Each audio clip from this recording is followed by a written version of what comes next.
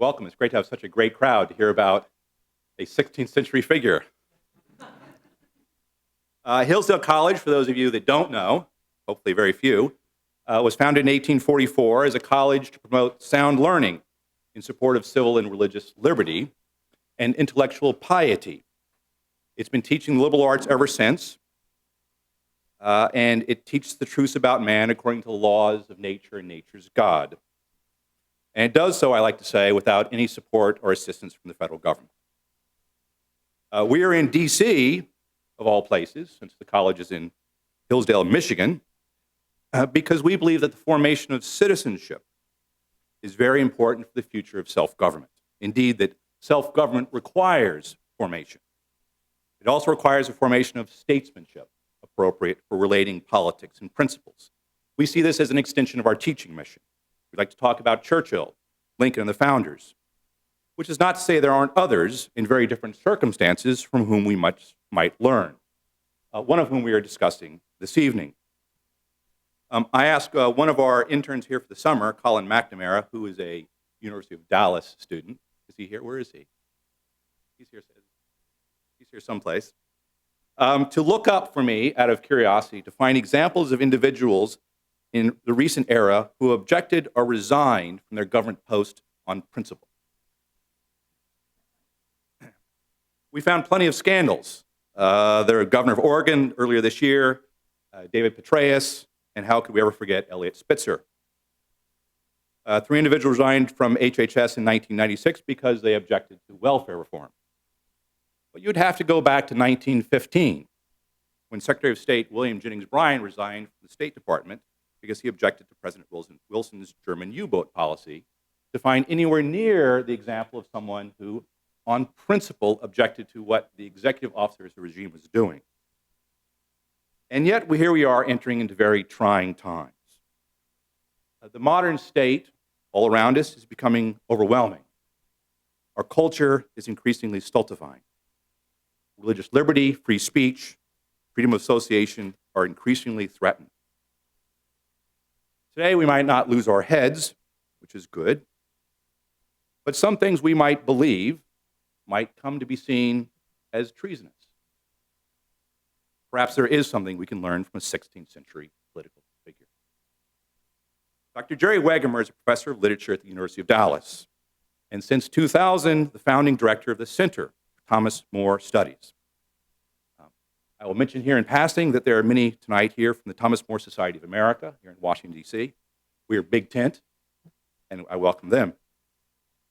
Among Jerry's most recent publications are Young Thomas More and the Arts of Liberty, Thomas More's Trial by Jury, a procedural and legal review, and a Thomas More source book. In 2014, he supervised the completion of 26 online court concordances, indexing all of Thomas More's works individually and cumulatively. And in this work, I believe he's working with Steve Smith, who's also here, I'd like to recognize, who is with the Hillsdale faculty. He's most recently become the chairman of the English department and the dean of faculty.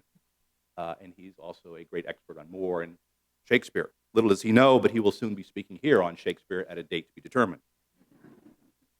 Gerard Wegemer has his master's degrees in political philosophy and literature from the Boston College and Georgetown University, and a doctorate in English literature from the University of Notre Dame. Tonight he's speaking on Thomas More, on liberty, law, and statesmanship.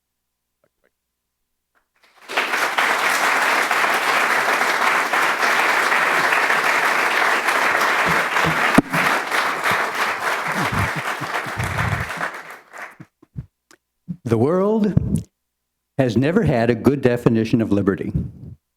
Abraham Lincoln wrote in April 1864. And the American people just now are much in need of one. With some people, Lincoln went on to say, the word liberty may mean for each man to do as he pleases. Therefore, the shepherd drives the wolf from the sheep's throat, for which the sheep thanks the wolf as a liberator, while the wolf denounces him for the same act as the destroyer of liberty. Plainly, the sheep and the wolf are not agreed upon a definition of the word liberty. Although humorous, Lincoln then said, with war weariness, that the wolf's definition would be repudiated in the United States only at the cost of civil war. Thomas More was 7 when, after generations of civil war in his own country, the War of the Roses were finally ended. Yet civil war threatened to erupt again, although not in his own city of London. Since the Magna Carta of 1215, London had secured its own liberty, kept its 20-foot high and 8 feet wide city walls in good repair, kept its citizen militia well-trained, and had labored mightily to develop those arts of liberty that had kept it free and prosperous for over 300 years. In his earliest works, More, and on his tombstone, More identified himself as citizen of London. Patrick Henry's "Give me liberty or give me death" expresses most famously the thirst for liberty that is one of the defining characteristics of human nature. 1,800 years earlier, Cicero expressed a similar sentiment when he wrote, also in time of civil war, "In defense of liberty, a great-souled person should stake everything." Cicero, Thomas More, and many of the American founders understood liberty as the developed capacity of citizens for responsible and effective self-government opposed to all forms of slavery, personal and political. That developed capacity requires an excellence in specific arts of liberty, and without them, it's like going naked into battle. As Cicero put it, without the proper education, leaders come to office and to positions in government quite naked and unarmed, not equipped to win freedom for their native land. This traditional view of liberty has also been expressed as self-government under law, or liberty in law, as Cicero wrote in 63 BC.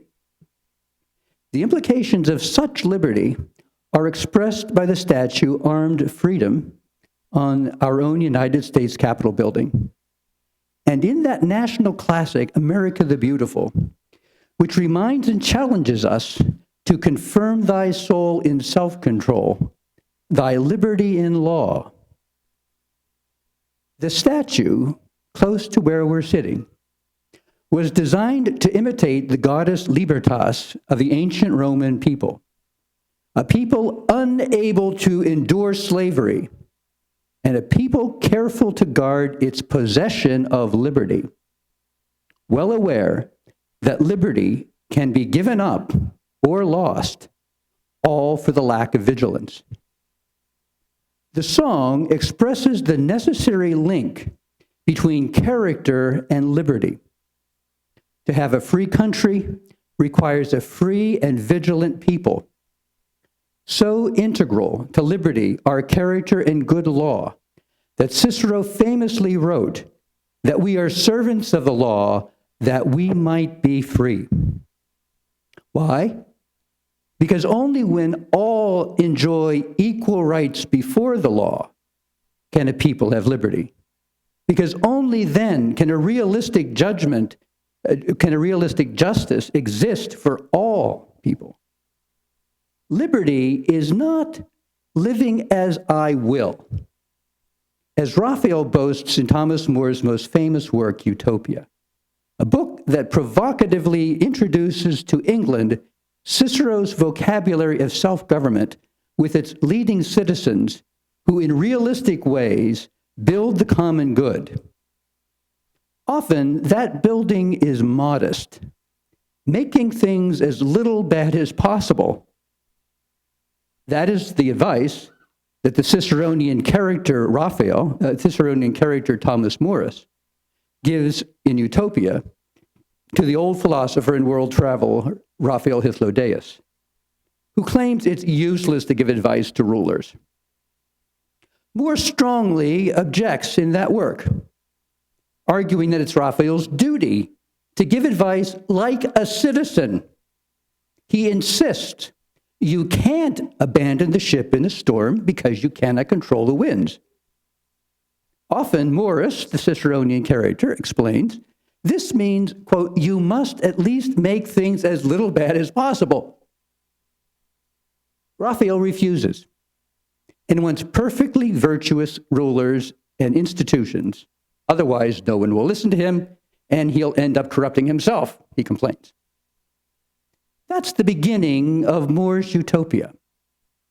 But you can already get a glimpse of why Thomas More was called the Christian English Cicero shortly after his death, and how More imitated Cicero in many ways. Like Cicero, More wrote that liberty without law is in opposition to the judgment of all learned men, in opposition to the judgment of all good men, in opposition to the public agreement of the whole world, and necessarily results in the most miserable slavery. More also imitated Cicero in the importance he gave to showing that a true statesman is what he and Cicero called a princeps, or leading citizen, from the Latin capio, to capture, and primus, first. Capturing first place, not by force, but by trust based on proven service and character. As a youth, More wrote several important poems about leading citizens. You can pick up copies of these poems at the end, or they'll hand them out as I talk. These are English translations of very witty Latin poems. More's poem 109 shows that respect for law makes the essential difference between a tyrant and a leading citizen, a princeps. Without law, the tyrant treats people as slaves. With law, the leading citizen treats his people politically as fellow citizens, and personally with the concern and respect of his own children. You can read along with the first poem on that sheet. The leading citizen who respects the law differs from the cruel tyrant thus. A tyrant rules the people as slaves. A king thinks of them as his own liberos, a play on words, meaning children and free citizens. The next poem, poem 111, also draws attention to the leading citizen's characteristic civic concern for all in liberty. The good leading citizen is a father, not a master. The devoted leading citizen will never lack liberis, children, free citizens. He is father to the whole realm. Therefore, the most successful leading citizen abounds with as many children, freemen, as citizens. This stress on devoted concern for all citizens pervades More's treatment of the good ruler, as is clear from poem 115 that follows. On leading citizens, good and bad. What's a good leading citizen? He's a watchdog, guardian of the flock, who by barking keeps the wolves from the sheep. What's the bad leading citizen? He's the wolf. This same idea is expressed in perhaps its best known formulation in Utopia, which says that the true leading citizen should be more concerned with the welfare of his people than with his own. Just as it is the duty of the shepherd, insofar he's a real shepherd, to feed his sheep and not himself. Although Raphael Hythlodaeus makes this statement in Utopia, he will not act on it himself, insisting instead on living as I will. Here and elsewhere, More affirms three principles of statesmanship emphasized by Plato and by Cicero. First, the true citizen, the true statesman or leading citizen, must be concerned for the whole body politic, not just one part. Otherwise, to use Plato's phrase, They are factionaries, not citizens. Second, leading citizens see themselves as guardians of the people's good, not of their own interest. They are shepherds, not wolves. And three, they realize that, again using Plato's formulation, which Cicero emphasizes and More repeats, quote, as are the leading citizens in a country, so are the other citizens apt to be. As Plato, Cicero, and More all knew, the virtues of a natural leader, such as foresight, eloquence, unwavering strength in the face of adversity, are so necessary and so resplendent that others will be attracted to follow, good or bad, and even imitate them. This contributes to a leader's responsibility to be a shepherd, not a wolf. The harmony and splendor of leading citizens that More envisioned are expressed in his masterful poem you have next, on two beggars, one lame, one blind. With artful simplicity, this poem figures forth More's vision of citizenship that sees human limitations as an invitation to genuine friendship. The poem. There can be nothing more helpful than a faithful friend who, by his own readiness to serve, alleviates your hurts. Two beggars contracted an agreement, which is a legal phrase, of firm friendship, a blind man and a lame one. The blind man said to the lame one, you must ride upon my shoulders. The latter said, you, blind friend, must find your way by means of my eyes. The love that unites shuns the castles of proud kings and rules in the humble hut. Readiness to serve, or duty in Cicero's sense, arises in a society free from the fear of proud kings who fail to recognize the humble truth that all, even they, are limited and needy of others. In this context, law helps bring about firm friendship as a work of prudence that clarifies specific needs and solidifies voluntary obligations. A similar view was expressed by More's classical and medieval forebears, all recognizing the interconnected character of human beings ordered to true friendship strengthened by law.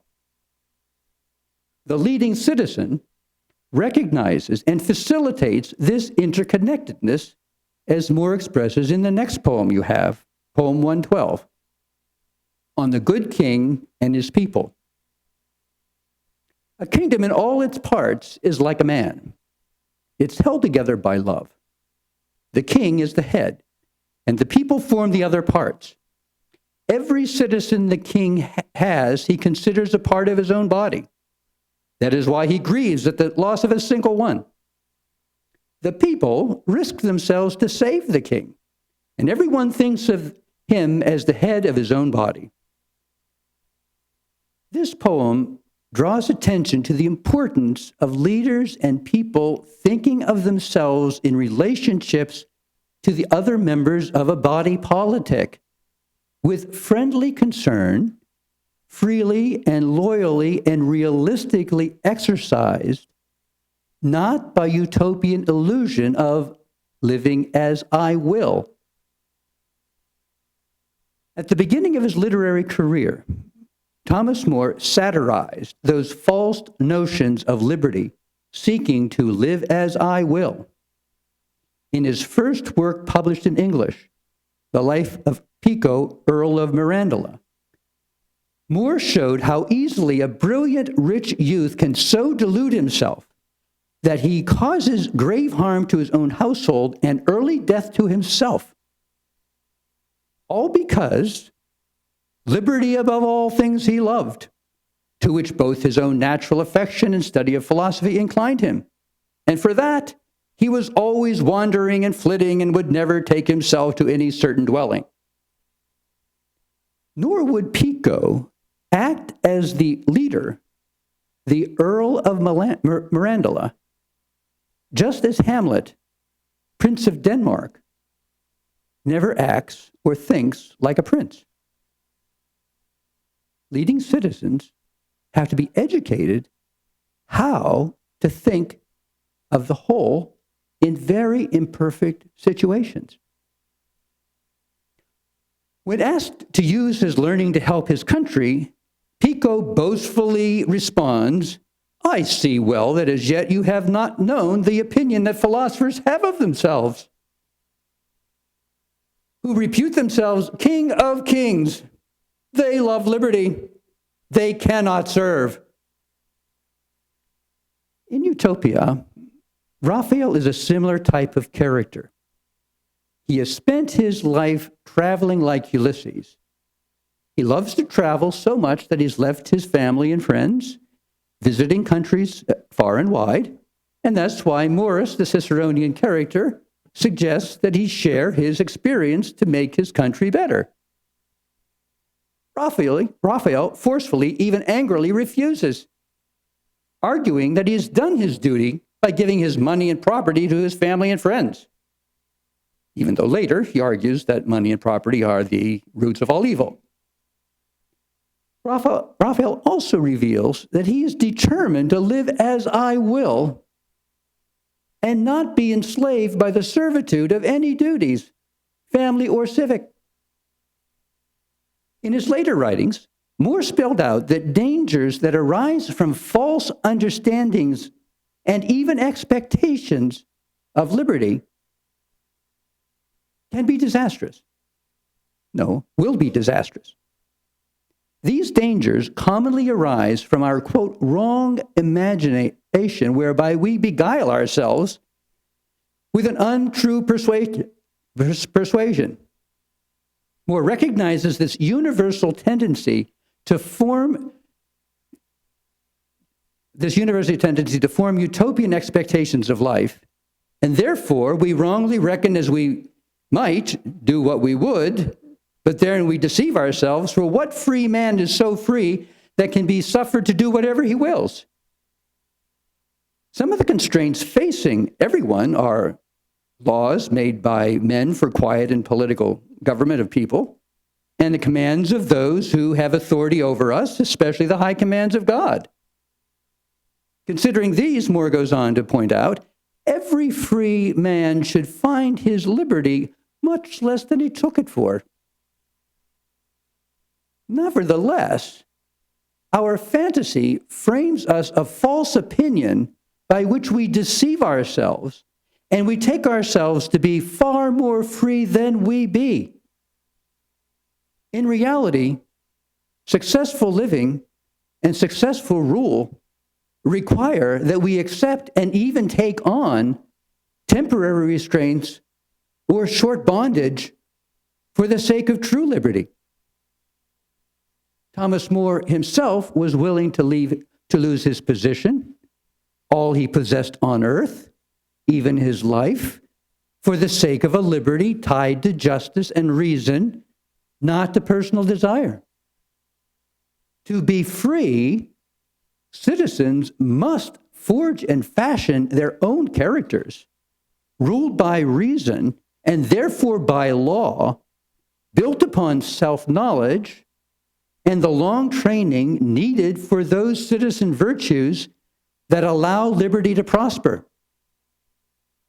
But in order to follow reason and rule ourselves, More writes, we must hear reason and let it sink into our hearts and not cast it out again with pampering and stuffing up our stomachs with the surface of worldly vanities. It's hard to listen to reason. It takes decades of training. In other words, unless we confirm our souls in self-control, we can never be free. In these first minutes, I've tried to indicate the depth of More's understanding of liberty in the context of human nature and the real demands of life. But how did More develop this understanding and then the practice of statesmanship? As a 23-year-old Londoner, More had enjoyed the peace and prosperity of London's sophisticated, time-tested institutions, such as excellent schools, customs and structures fostering public deliberation, programs that rewarded merit and gave a workable path out of poverty. London was a city known for its excellence in many arts, but especially the art of living free and self-governing citizens. But from his youth, More was keenly aware of his larger country's two greatest cultural challenges: factions, usually among the nobles, that often erupted into war, making even worse widespread poverty, but more deeply, the false illusion of glorious war that dominated the imaginations and ambitions of England's nobles and kings, of England's leading citizens. When 17-year-old Henry VIII became king, More compared him to an unrestrained Achilles, a boy king whose greatest ambition was to be another Henry V with a lust for empire encompassing a conquered France, Ireland, and beyond. How could young More help his country move beyond this factious spirit and war lust?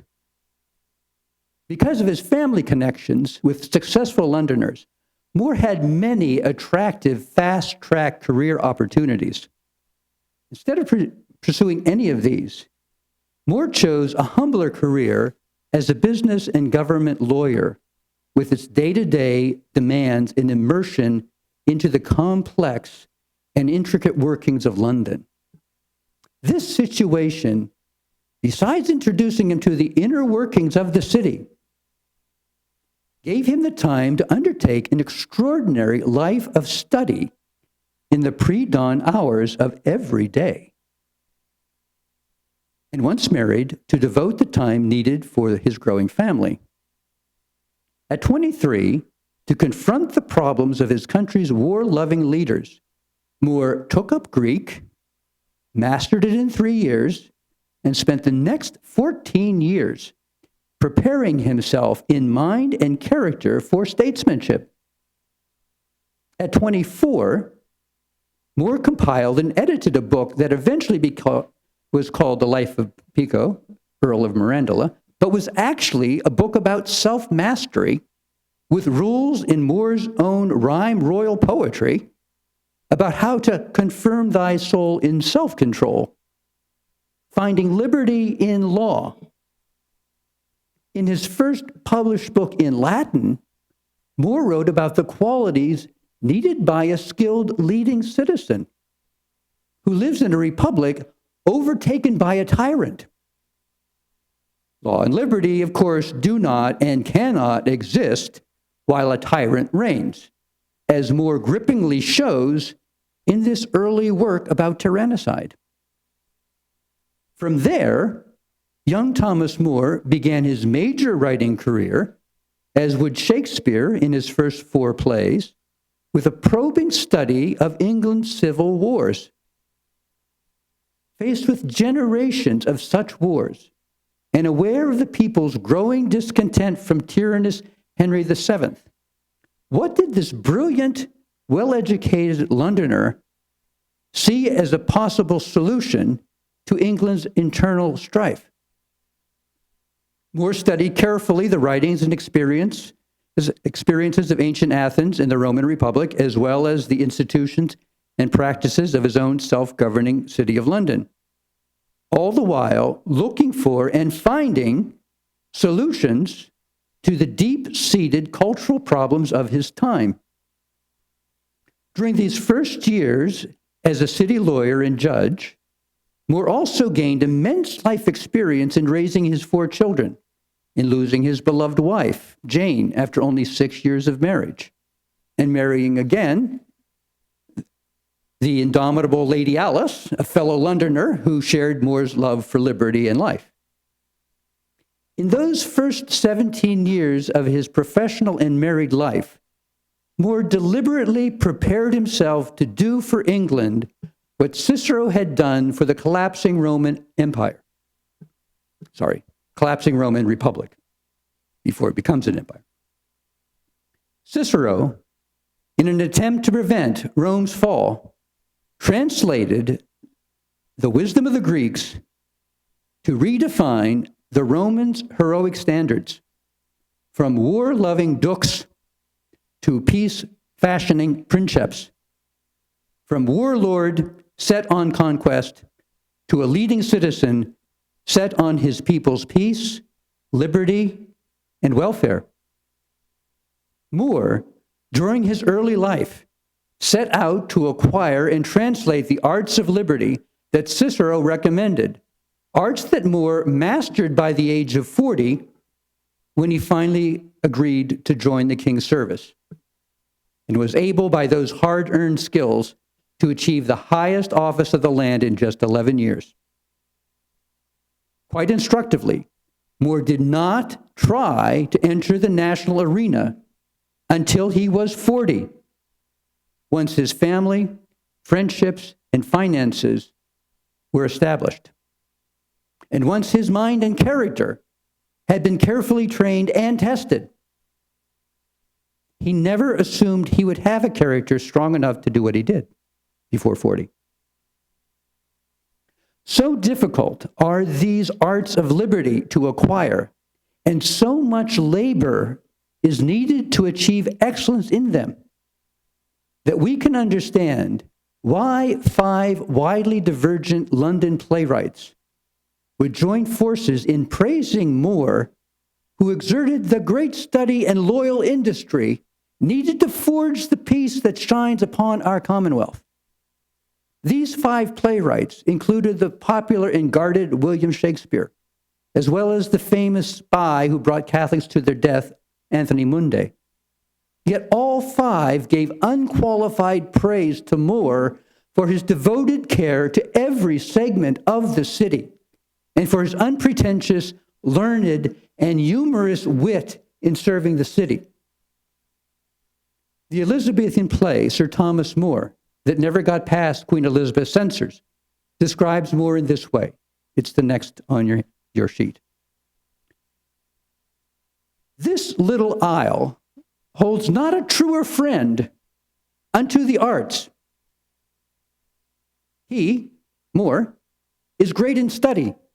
That's the statesman's grace that gains more reverence than the outward place. That study is the general watch of England. In it, the prince's safety and peace that shines upon our Commonwealth are forged by loyal industry. Moore's great study and loyal industry were, as these lines suggest, best seen in the arts of liberty, ordered to the city's peace, safety, and welfare. What were these arts of liberty that Moore set out to master? The first were the intellectual arts. That excellence in mind and prudence refined what we often call the liberal arts and sciences, the education that Moore took pains to see that his own children acquired, and that he himself refined in those 17 years after law school.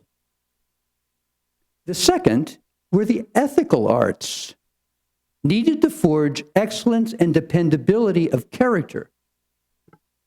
We would call these virtues, or the habits of employing one's full powers, regardless of personal fears or attractions, unwavering courage before adversity, justice to everyone always, self-mastery, able to dismiss any desire in order to hear and follow reason. These were principal objectives that More strove to achieve and maintain throughout his adult life. The third act of liberty is law.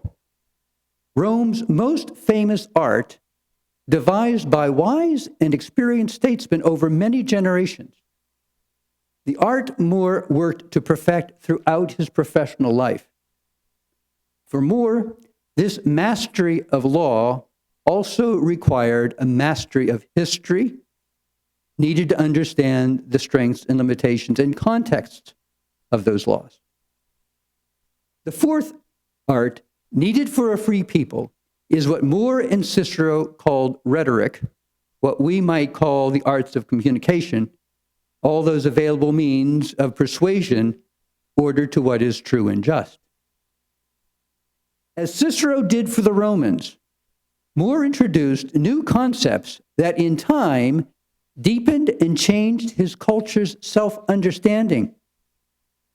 Essentially, More saw England as a free republic based on law and common consent, as shown by its civic and national parliaments going back hundreds of years. As a consequence, More never calls the English subjects, but only people or citizens.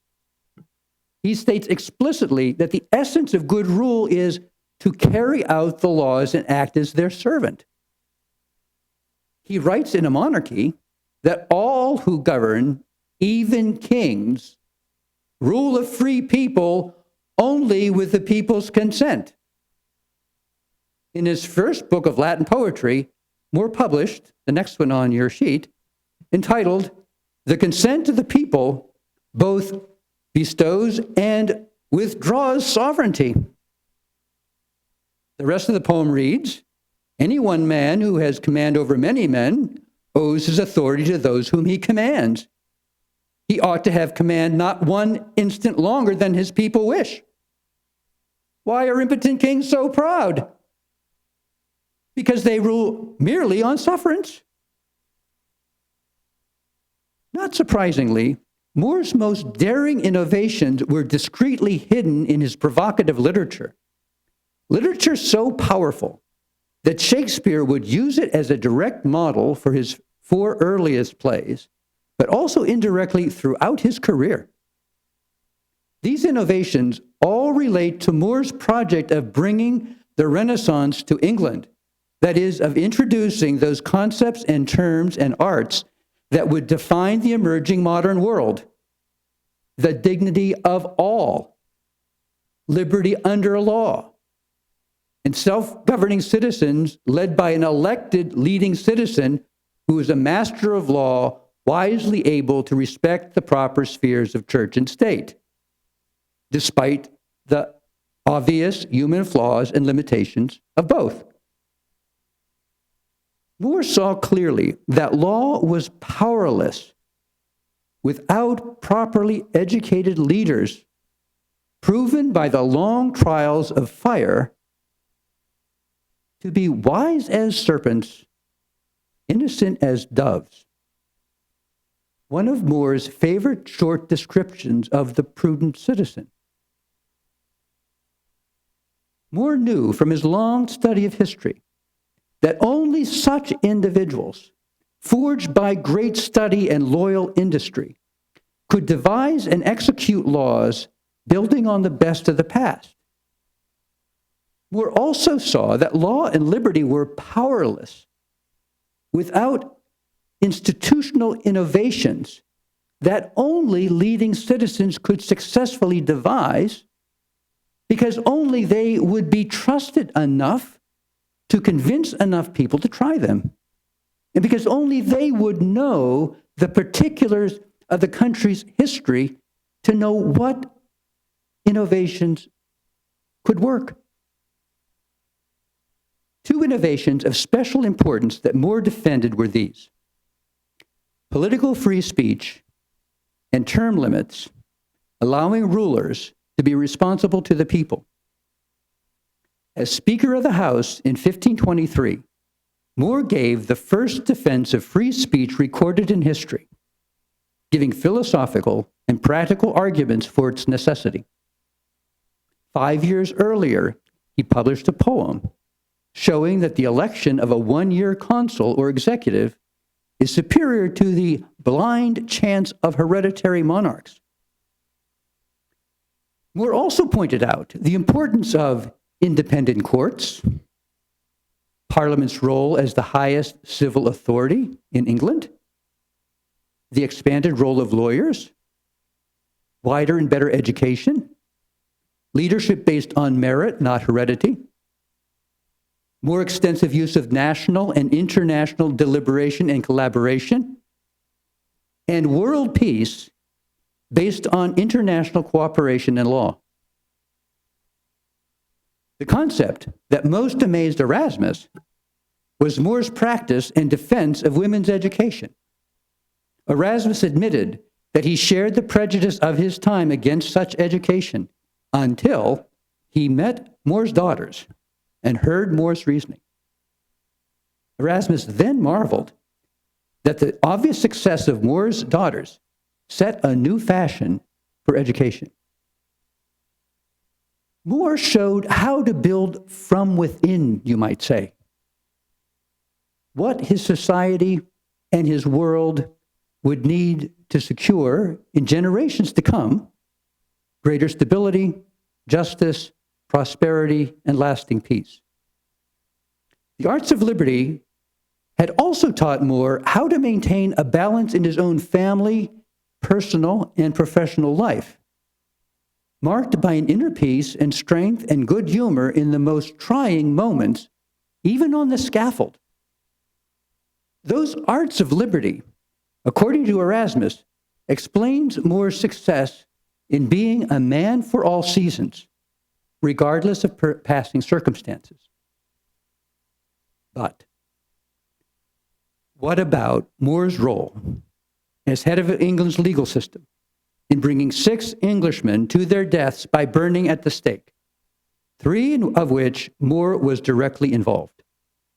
What happened to the youthful reformer who protested in Utopia against England's injustices and overly severe punishments?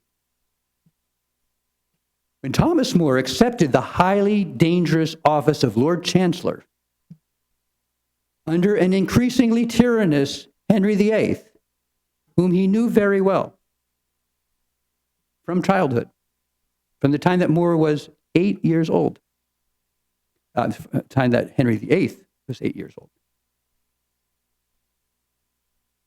When he took that highly dangerous office of Lord Chancellor, for the sake of maintaining peace and unity with England and within Christendom, that's the reason he wrote to Erasmus. He took this risk. He took an oath to uphold the laws as they stood.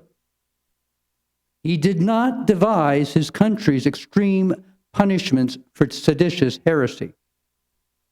Seditious heresy in More's day is not what we mean by heresy in our day. Seditious heresy was, as the history of that time showed, accompanied by violence and deeds that More was not imagining. In 1525, for example, 70,000 German peasants were slain in one summer in that state's efforts to restore peace in that tumultuous land. Even Erasmus, one of the greatest proponents of peace of all time, eventually agreed that legal force had to be used because of the extreme and widespread violence that was occurring. More and Erasmus clearly recognized that reform was needed in both church and state, and both had been leaders of that reform since their youth. But they advocated the traditional means of reformation: improvement of education and improvement of law, both civil and ecclesiastical, not violence. Just months before he became Lord Chancellor, More published 2 books artfully addressing the confusions of his time. One was a 400-page Socratic dialogue with an intelligent and witty young college graduate, responding to the best arguments and deepest concerns circulating at the time. As Lord Chancellor, More revised that book, expanded it, published the second edition, and also wrote 3 other books responding line by line to William Tyndale's charges. After resigning, More continued writing so persuasively that Cromwell and Henry VIII decided to take the risk of executing the most popular and trusted citizen of England. For most who come to know More's life well, More's own liberty of mind and heart was most memorably dramatized in his good humor, even in prison, even in death. During his last year in prison, More repeated often the merry quip that a man may lose his head and have no harm. During the last hour of his life, he joked with his jailer, then with his guard, and then with his executioner. Those famous scaffold jokes provoked the criticism of Tudor historian Edward Hall, who was scandalized that More would end his life with mocks, lacking the dignity of his station. For example, when with health so broken that he was unable to climb alone the rickety stairs of the scaffold, More quipped to his guard, "If you help me up, I'll get myself down." Or just before the axeman struck off his head, More moved his beard out of the way, explaining to the executioner that it had not been found guilty of treason. Or even more telling, consider More's last words to the 15 judges who falsely condemned him, judges with whom he had worked for decades. Right after his emotionally charged trial, More's immediate response was to those judges, "I verily trust, and shall therefore most heartily pray, that though your lordships have now here in earth been judges to my condemnation, we may yet hereafter in heaven merrily all meet together." How does one maintain that kind of personal liberty in life's greatest storms? In prison and throughout his life, More did experience the passions and temptations of every man. But precisely because he did, and precisely because he had learned and mastered the arts of liberty, in order to remain free, he trained himself in those arts, tying himself to the laws and truths of life, not to utopian illusions or vain hopes, until the very last moment of his life, up through his final jokes with his guard and then with his executioner. He continued to work for a liberty of spirit that allowed him to calmly and with good humor say that a man may lose his head and have no harm. To defend liberty and law, history shows great statesmen must be willing to stake their own lives and their own short-term liberty to defend the citizens entrusted to their care. This year is the 500th anniversary of More's Utopia. It's a book worth studying carefully as a model of literature, able to engage a nation like citizens, inviting them to think deeply and comprehensively about perennial issues of greatest import. As that dialogue unfolds, the Ciceronian character Morris discovers that Raphael is one of those pub philosophers, you know the kind, who give authoritative opinions about everything,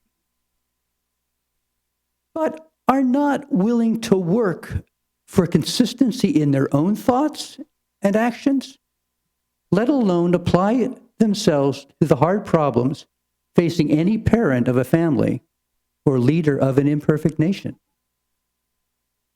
At the end of Utopia, after Raphael gives the final long speech about the unparalleled justice and happiness and prosperity that should mark the life of any country if only they would follow his advice, how does More respond?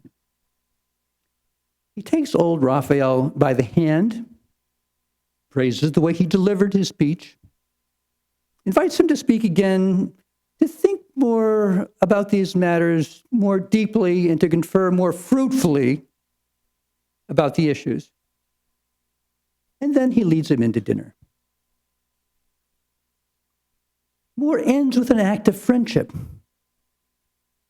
As Shakespeare's collaborative play reminded us, that friendship, combined with great study and loyal industry, made Thomas More, the statesman, able to forge his country's peace and safety in the long run, not in his own lifetime.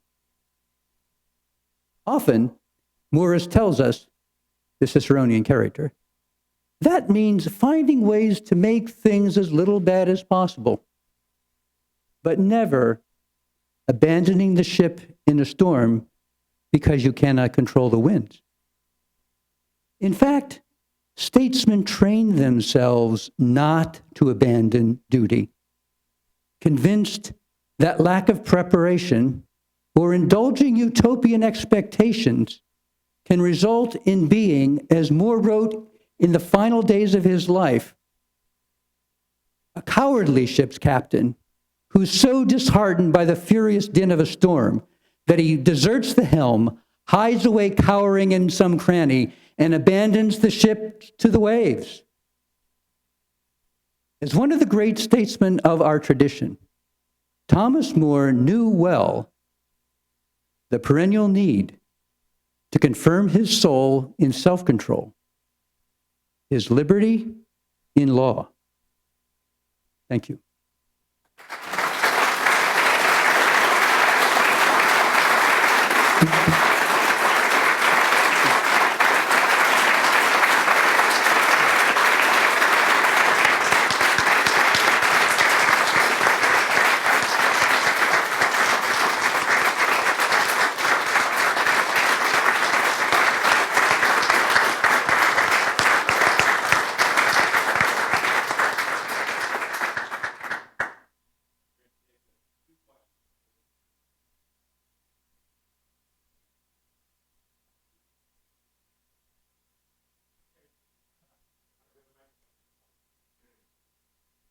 Jerry, thank you for the talk. You talk a lot about the arts of liberty, and I'm wondering, for most people's ears, our ears, what do you mean by art? The arts of liberty, the arts of freedom. That's a very important concept. And an art is a specific kind of expert making that requires habits and skills based on extensive practice, careful reasoning, and much experience about best practices. Excellence in an art comes at a very high price for the artisan, as seen by the many hours of laborious study and practice needed for the great musician. I think what's involved to be a great musician, a great athlete, the best of doctors, and the best of rulers. Good doctors do not seek pleasure or their own good as the guide of their art. It may actually endanger their own lives. So an artist is someone who is dedicated to being the best at that particular expertise. There is an expertise in personal liberty. There's an expertise in governing. But you need decades of study and experience to know those. So the arts of liberty are what our tradition, over hundreds of years of reflection, teach us about those four areas that I mentioned. But you cannot dabble and be a great artist. it requires an expertise of an Michelangelo and all the work that goes into that. So that's what I mean about that.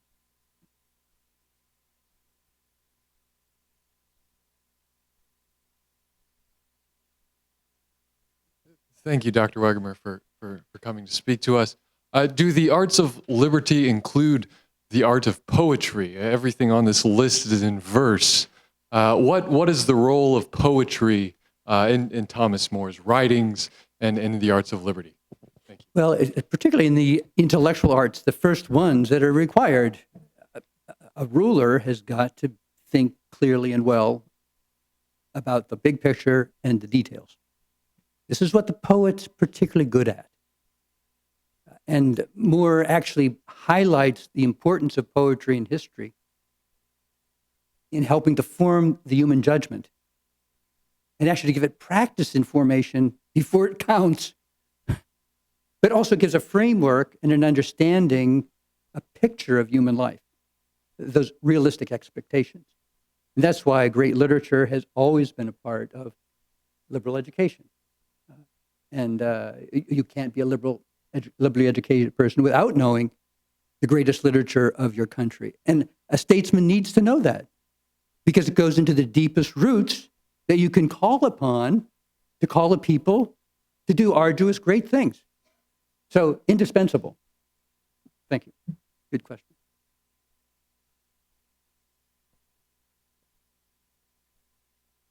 I was wondering, you mentioned that Thomas More was very much in the school of thought governed by the consent of the governed. How did he reconcile that with, I suppose Leo the 13th came later, but some of the Leo the 13th spoke against that idea, and you also have popes and bishops doing coronations. So explain to me why he doesn't think that the authority of the king or whomever the ruler may be comes from on high. Essentially the nature of human beings.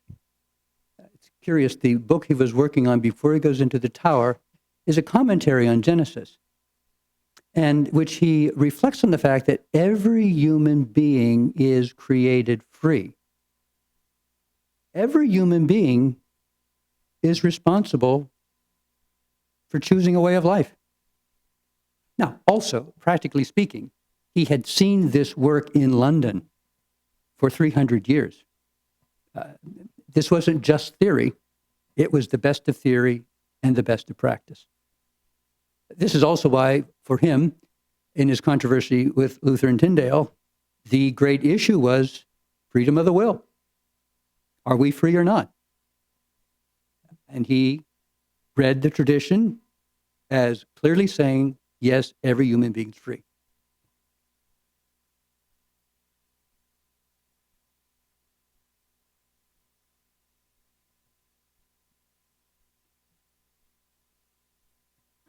You spoke about how Thomas More kind of viewed the duties of a statesman. And I was wondering if you had any thoughts on how Thomas More yourself views the duties of each citizen. It's the duties of each citizen as well as the statesman. So how would that kind of role, what would that role or response look like as a citizen, but not necessarily someone in a particular position of power? Very good question. Citizens and leading citizens, as Moore expresses in his poetry, all think about the whole. They're all dedicated to the good of the whole. And for instance, leading citizens can't exist without good advisors. And good citizens should be good advisors. This was one of the reasons Moore gave for freedom of speech, that no one person gets the full picture. And every citizen has an important input. And that's where, whether you express yourself well or poorly, you may have the best insight as a citizen. So the duty of the citizen is the same in general as the leading citizen. That is, looking for the good of the whole and playing the part that each part can play best. Does that help?